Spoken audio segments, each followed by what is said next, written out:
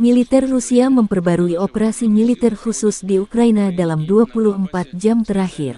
Dari Grozny, ibu kota Chechnya, Presiden Ramzan Kadyrov mengirim 2 batalion pasukan elit ke Ukraina.